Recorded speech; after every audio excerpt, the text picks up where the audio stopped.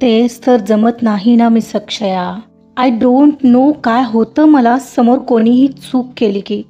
You know what, I was not like before. May be it is the reason the way I raised.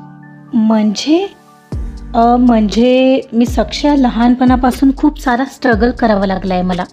आजपर्यंत कोणतीही गोष्ट मला सहज मिळालीच नाही आहे. छोट्यातली छोटी गोष्टही मिळण्यासाठी मला खूप सारे पापड बेलावे लागलेत. आणि काही स्वप्न तर अशीच पाण्यात सोडून द्यावी लागलीत. तो प्रत्येक क्षणाचा राग आतमध्ये खूप भरलाय. त्याला बस वाट हवी असते बाहेर येण्यासाठी. आणि वाट मिळाली की मग तो निघतो बस. पण मग तुम्ही अशीच चिडचिड करत राहिलात तर तुम्हाला त्रास होणारच ना सर, अक्षया समजावत होती. आपण ऐकत आहात अध्यायम या कथेचा पुढचा भाग सुरू करण्याआधी प्लीज माझ्या चॅनलला सबस्क्राईब करून घ्या आणि आधीचे पार्ट ऐकले असल्याची खात्री करून घ्या. चला सुरुवात करते. अध्यायम भाग 45. अर्जुन सर. अर्जुनचा पडलेला मिस कॉल पाहून तिच्या तोंडून एकदम निघून गेला. काय म्हणालीस? ओहो, कम ऑन अक्षया, तुला आताही अर्जुन सर आठवत आहेत? अरे नाही, काही काय. अगं तू आत्ता त्यांचंच नाव घेतलंस का? ते तुला आता कॉल तर नाही ना करत आहेत? अरे ते कशाला मला कॉल करतील? काहीही. हा समीर, ती खोटं बोलली. त्यांचा काही भरोसा नाही बाई. मध्यरात्री उठून जरी काम आठवलं ना तरी ते कॉल करतील. गप रे, ते तुला करत असतील, तू त्यांचा असिस्टंट आहेस म्हणून. बरं ए समीर, ऐक ना, आता वेळ झालाय खूप, झोप तू. उद्या भेटू ऑफिसमध्ये, ओके? हो चालेल, बाय बाय म्हणत तिनं फोन कॉल कट केला आणि तिने सरळ समीरचा फोन कॉल कट करून अर्जुनला लावला. तिनं पाहिलंही नव्हतं घड्याळात किती वाजलेत. इकडे नुकताच झोपण्याच्या प्रयत्नात अर्जुनने डोळे मिटले होते एवढ्यात त्याचा फोन व्हायब्रेट होऊ लागला. पाहतो तर अक्षयाचा कॉल येतोय पाहून त्याने क्षणाचाही विलंब न करता तो उचलला आणि उठून बसला. हॅलो हॅलो सर, तुम्ही कॉल केला होता, काही महत्त्वाचं काम होतं का? नाही, तसं फार काही विशेष नव्हतं, असंच केला होता. I am sorry. हा या वेळेला मी ॲक्च्युली नको करायला हवा होता कॉल, बट ॲक्च्युली तुला थँक्यू म्हणायचं होतं. आणि इट्स ओके सर, पण थँक्यू कशासाठी सर, मी समजले नाही. थँक्स यासाठी कारण यू नो ना, सकाळी तो तसा कस्टमरचा कॉल झाला. ॲक्च्युली माझा मूड अतिशय खराब होता. इट जस्ट की तू येऊन बोललीस आणि सोल्युशनही दिलंस म्हणून माझं आजच्या मीटिंगमधलं प्रेझेंटेशनही बेस्ट झालं आहे. And this credit goes to you, so thanks. Oh it's my pleasure sir. Nice to hear that today's meeting has successful. Great. तो म्हणाला आणि क्षणभर शांत झाला. त्याला पुढं आणखी काय बोलावं हेच समजत नव्हतं. सो नाव हॅपी सर? या, so much happy. Sir, can I ask you a thing? विचार ना. लगेच एवढं का पॅनिक होता तुम्ही? आय मीन, ज्या प्रकारे सकाळी तुमचा आवाज वाढलेला, मला ही भीतीने गुजबंप आलेले अंगावर. यू नो वॉट, रागाच्या भरात आपण जेव्हा ओरडतो ना तेव्हा आपलं शरीर खूप ताणाखाली जातं. कॉर्टिसोल नावाचा तणावाचा हार्मोन वाढतो, ज्यामुळे त्वचेवर सुरकुत्या येतात, कोलेजन कमी होतं, पचन बिघडतं आणि इम्युनिटीसुद्धा कमजोर होते. शिवाय हृदयावरही परिणाम होतो. त्यामुळे शांत तर राहता यायला हवं ना. You just think about. एवढं सगळं होतं? अरे बापरे, रिअली? हो मग काय. तुम्ही असा विचार करा ना, रागावल्यावर तुम्ही ज्यावर ओरडताय त्याच्या कामावरही परिणाम होतो आणि त्याहीपेक्षा जास्त परिणाम तुमच्या शरीरावर होणार. मग समजा शांत राहता आलं तर? ती दातावर दात घट्ट करून बोलली एकदाची.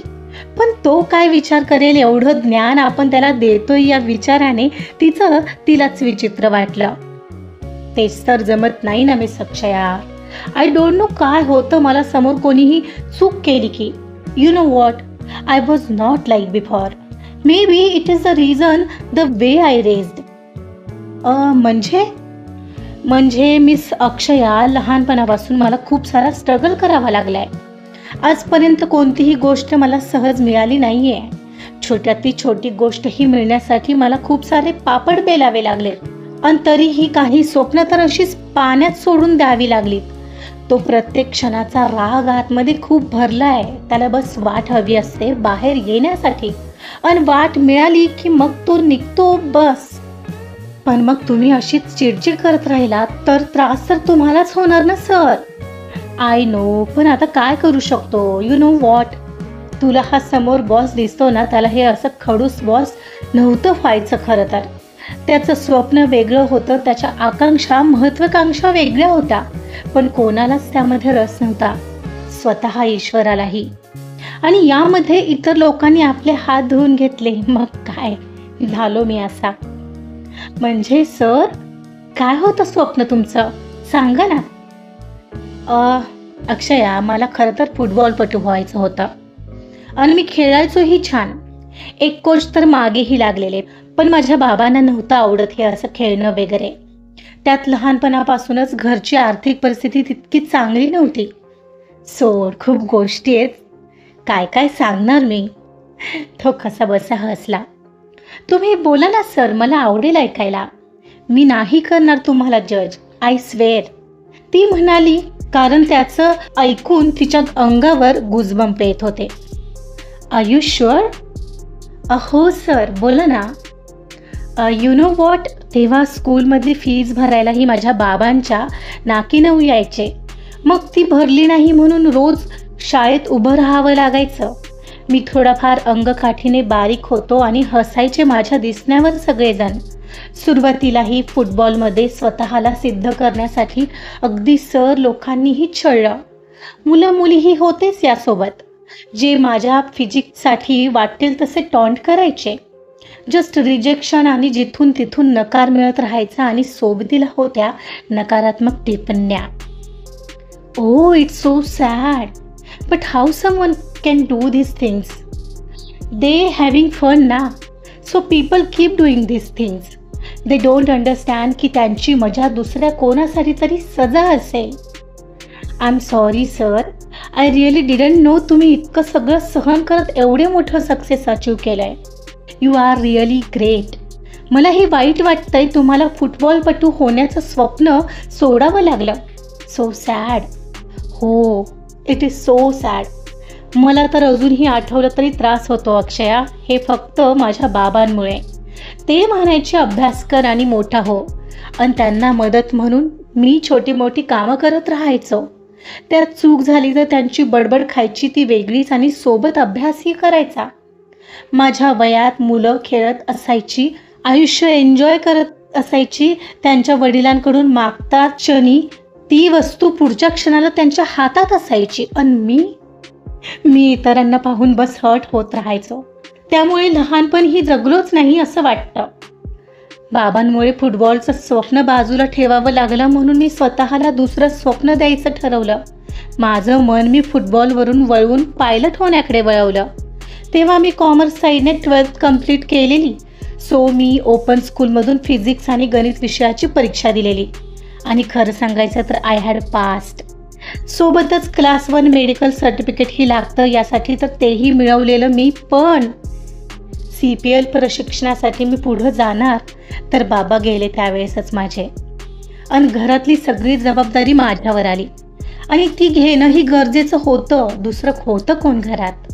मग काय, पायलट व्हायचं स्वप्नही सोडावं लागलं मला. आणि मी अखेर ट्रॅव्हल मॅनेजमेंटचा कोर्स करायला घेतला. अक्षया ऐकत होती. खरं तर तिला मध्ये काय बोलावं हेच कळत नव्हतं. ते सगळं ऐकून तिच्या अंगावर शिरशिरी उठत होती. अक्षया, आर यू देअर? हां, हो सर, मी ऐकते. ओ, मी तुला बोर तर नाही ना केलं? तू एकदम शांत झालीस. ओ सर, मी बोर का होईन? I was actually shock. मला खरंच काय बोलावं ते समजत नाही आहे. इतकंच नाही आहे, पण पुढचं ऐकलंस तर आणखी शॉक होशील. Oh really? हो. त्यानंतर मी ट्रॅव्हल मॅनेजमेंटचा कोर्स कंप्लीट केला जॉब करत. कारण मला घर चालवणंही तितकंच महत्त्वाचं होतं. तेव्हाच मी जिमही सुरू केली होती, कारण मला माझ्या बारीक असण्यावरून मिळणारे टोमणे असह्य होत होते. मला हा बिझनेस सुरू करायचा होता. कसं बसं मी लोन मिळवलं आणि सुरुवातीला मी घरातूनच सुरू केलं. पण हो, जागा पाहायलाही सुरुवात केली होती. एवढ्यात माझ्यासोबत पुन्हा एकदा वेगळाच गेम खेळला देवाने. मला अचानक बॅक पेन सुरू झाला. व्हॉट? O my God. हो, इट वॉज स्पाईन इंजुरी. मला हॉस्पिटलमध्ये ॲडमिट व्हावं लागणार होतं ॲटलिस्ट 1 वर्षासाठी. नो वेट लिफ्ट, ना बिझनेस करता येणार होता, ना मला बाहेर जाता येणार होतं. त्या काळात आईला बाहेर जाऊन काम करावं लागलं कारण ऑप्शनच नव्हता. तेव्हा सगळे माझे फ्रेंड्स सुटले. जस्ट दुर्वा होती सोबत. So she is my bestie. She was there. I was fighting alone. तो 1 वर्षाचा काळ it was worst in my life. त्यातून उभा राहिलो, पुन्हा बिझनेस सुरू केला, सगळं ठीक होतं. पण आईची तब्येत ठीक नसायची. तिला लग्न पाहायचं होतं माझं. तिला स्नेहा आधीपासून आवडत होती. तिच्या मैत्रिणीची मुलगी होती. सो मी तिच्या सांगण्यावरून लग्न केलं तिच्याशी. बट लग्नाच्या बाबतीत ही कमनशिबी ठरलो. तो हसला. त्याच्या त्या हसण्यात एक सल होती की ती बस अक्षयाला कळली. ओ, इट्स रिअली पेनफुल सर. आता तू सांग अक्षया, सगळीकडून असं घडत गेल्यानंतर मी काय वेगळा असणार होतो?